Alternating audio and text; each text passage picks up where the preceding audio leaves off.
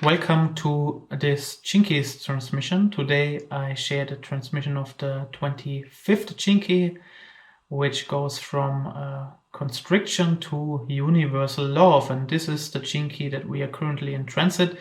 And so I will again share my personal contemplation on that. So enjoy. As last time, I also used here this small mini bowl, and I will also use this time because this Chinky is also very, very close to me.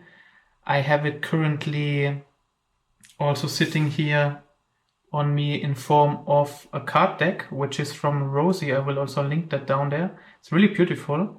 And I also contemplate this transmission right now, and it's also a long-term transmission for me, and so it's a very personal transmission. So I believe I need to put this on here, and then let's make the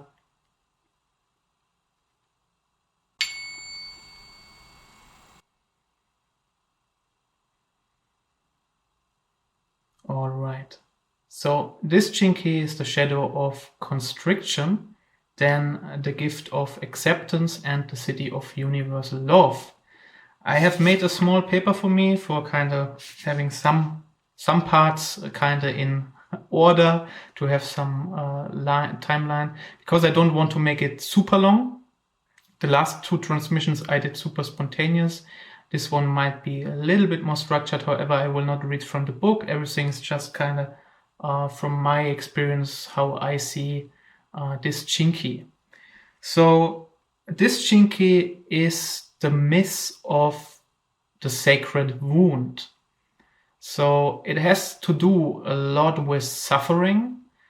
It has to do with accepting the suffering, and we can see through the shadow of Constriction what happens if we do not accept the suffering, meaning our heart will close down, our breathing or our breath is kind of very shallow and very, very kind of short. It's like not a deep breath.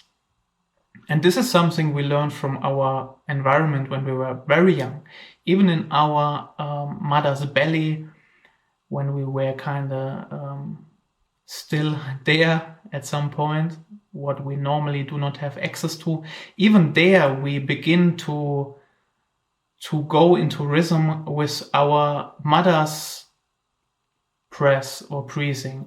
And so depending on like how these constellations happen with our parents, especially with our mother there, we have different patterns we not inherited, but we accepted for us as truths.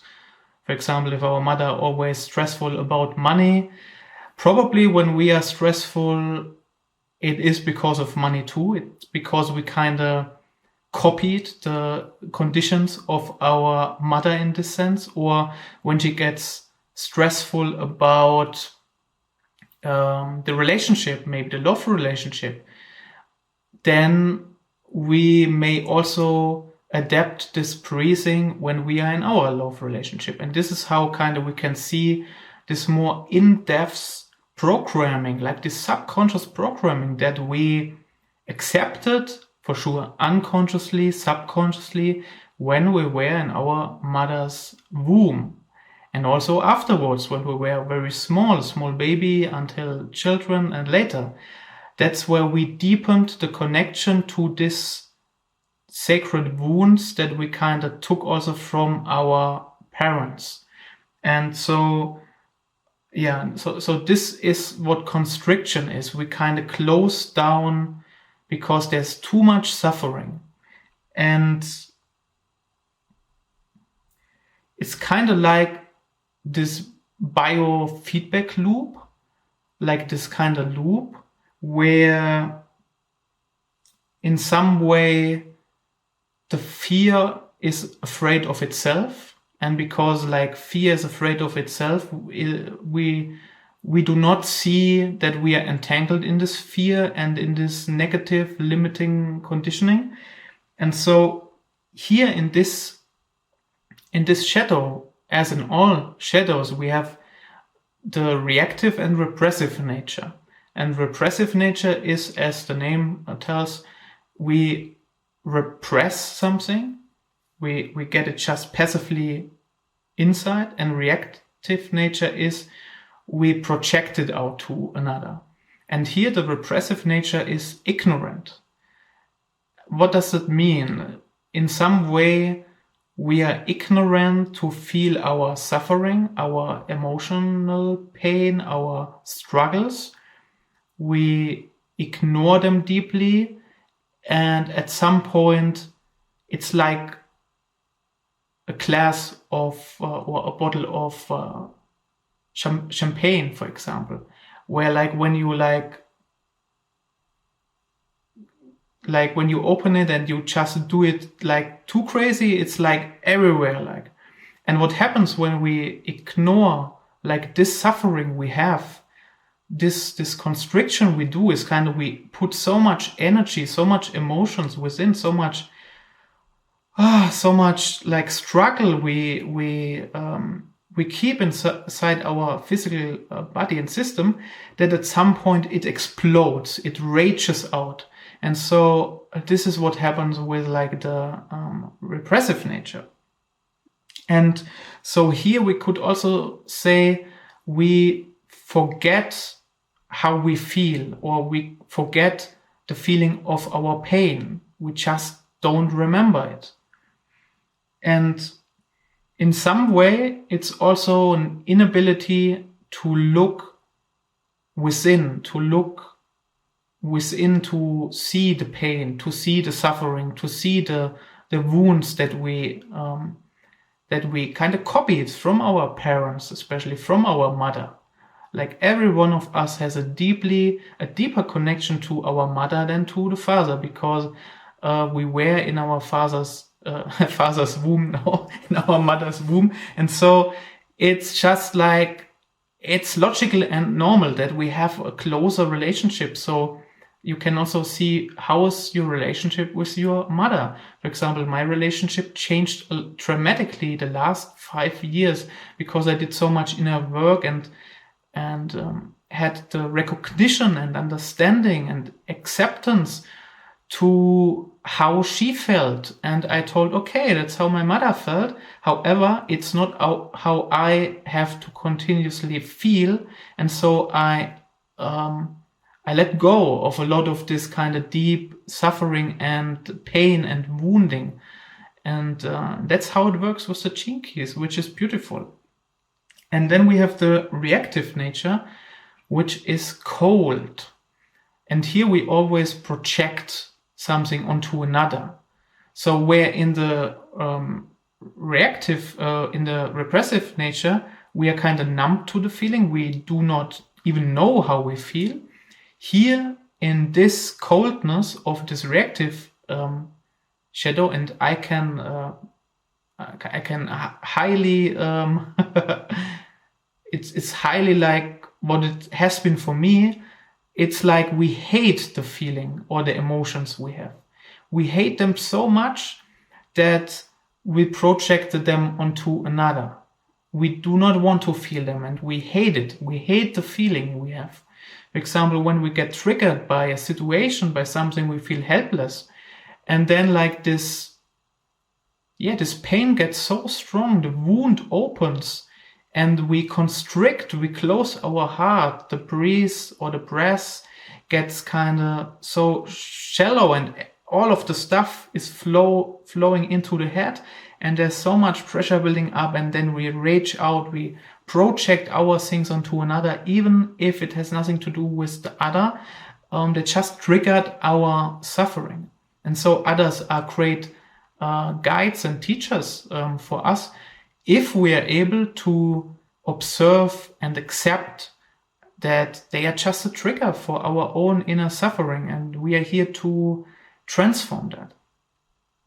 And so it's kind of like also protection, right? Like it's kind of a form of protection. We protect us from either from our own pain, by suppressing it more. We know there is something, we don't like it, or we protect us from the outside. We say like, oh, this person is very dangerous. It triggers me all the time. I better like do not do a lot with that person anymore. And that is one of the biggest potentials we have, right? To be around people that can trigger us. So if you have friends, for example, that can trigger you, it's so beautiful also. However, only if you and your friend can openly communicate that and you are mindful about that. Then let's go to the gift of acceptance. So what is this gift about? A lot you have like already come to terms in the shadow, how I explained it, like what it is. At the essence, kind of, it's about love. Like all the gifts is kind of about love. And what's missing in the shadow of constriction is this lovingness, this gentleness. It's just not there. And the gift accepts the ability to love yourself, to love one another. And it's also related to optimism, for sure. Optimism in the sense that we are optimistic about life. It's not like positive. It's not like positive about life. Optimistic is a way of self-ensured that our life is exactly how it is, and it's perfect how it is. It's in harmony how it is. Sometimes the suffering is okay. Also, this is a part of our journey. It's okay to feel the wound. It's okay to feel rejected. It's okay to feel emotional. Especially, I had this in the last episode. It's also okay for men to cry if they feel like that. And so it's a really optimistic gift, this acceptance. What can happen here in this gift? It's not free of suffering. There are tests of suffering. And here, especially in this gift of acceptance, we are always tested to accept more suffering, to allow more suffering in our body and to transcend it and to transform it or to transfigure it. And yeah, this is something hard for a lot of us human beings, including me. It's very hard for me to always accept like some circumstances or some triggers where I feel like, it's like never ending. Like there is one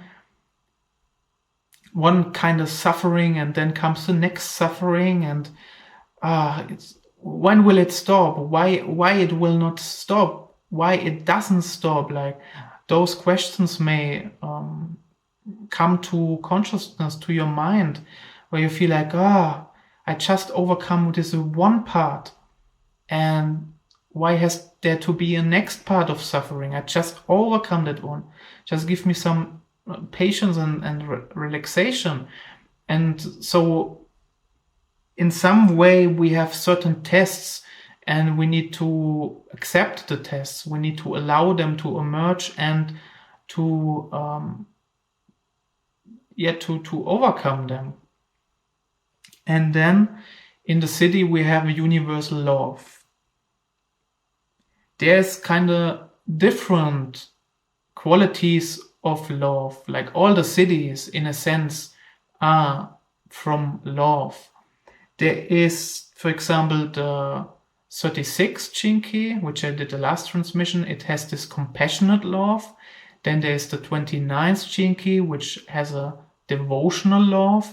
Then there is the 56th Chinki, which is kind of like the intoxicated version of love. Like you just need a small sip of wine and then you are intoxicated in this field or in this enrichment of life. And in some way you distract others away from their fears and pain into into the field of love, and this is kind of this intoxication.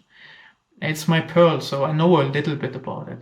And no, it doesn't work always good for me. I hope like it works sometimes in the video format good, in the blog also. However, in my life, I also distract myself so often, right? So I have also like these distractions like food and other things. And not everything works like as I would love to have it.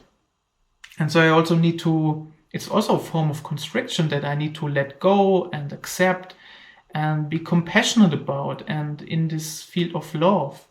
And then we have also the 46th Chinky, which is kind of this empathic, ecstatic, and sensual love. So we are kind of in empathy with others. We feel what others feel. We can receive what others feel, and it's this other kind of Siddhic love there is. So, and here in this, you may ask like why I talk about all of the other Chinkys now. So here in this 25th Chinky, it's a combination of all of the loves. It's universal love, which means it has all the other fields of love within: the compassionate, the devotional, the sensual, the ecstatic, the intoxicated, and so many other loves or art of loves. And so it's a very universal Siddhi. It's one of the most important Siddhis. And for example, if we look at this person, to me, I hope you can see it good, to me, he reminds me of Osho. For me, Osho is one of those kind of, I don't want to say avatar, however, like he had this crazy expression of love at a lot of times of his life. I'm not sure at the end he went also through a lot of different difficulties and changes, right? I mean, if you know the Netflix series about him, I don't remember exactly the name of it, but you can check it out. Just check Osho Netflix. They made a series or documentary series about him. He was really also a revolutionary. And at the same time, he had also his challenges a lot of times in his life, especially at the end. And probably that's also why he decided to leave so early the planet, because people didn't understand him anymore in some way. And so his work was done for his part of life. And when you watch, for example, like some transmissions from the 70s, from the 80s, like some earlier transmissions he did, they are so powerful and they're so amazing to listen to. And so this 25th Chinky, for me, is also related to Osho. And the picture I showed you is from a deck created from Rosie, and she didn't like all of the Chinkys. She has from all of the Chinkys one of the really beautiful paintings she did. Like everyone looks a bit different. And it just reminds me of Osho, right? Like, I don't know if she had Osho in mind. It doesn't even matter, but it reminds me of Osho. And that's why I wanted to show it. That's just very important. Another aspect of this 25th Chinky is the mentalism. It's related to the 7 sacred seals. It's the 3rd seal, which is of the Archangel Raphael, which is the healing archangel. And I have also a special relationship with this kind of energy. And so you can also see this Chinky, especially if you go into the Siddhic realms, from this perspective of healing, of this Raphael energy. And so it's connected to the air more, like the flow of air.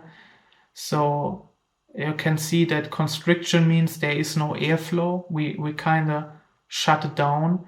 And when we allow and accept like the air to flow freely again, then we receive revelations. We are loving, we are kind of open-minded, we sense the flow of the universe, of life, of different realms and realities. We are more grounded to this planet Earth, to nature, and this is the most important, that we are really grounded and we are out in nature and we love it. We connect to nature, and this is also what this Siddhi is about. Thanks a lot for watching this episode today. And as always, not as always, but as in the last transmission, I will also use this here to finish this transmission. So let's have a check.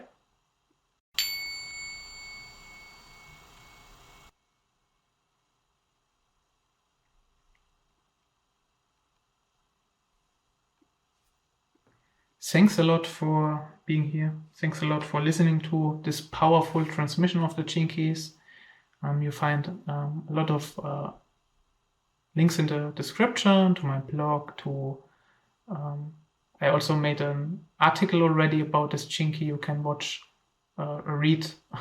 I also did a podcast episode. You can check everything on my Beyonduality blog about this 25th Gene Key. Thanks a lot. You're Dominic, and see you in the next transmission.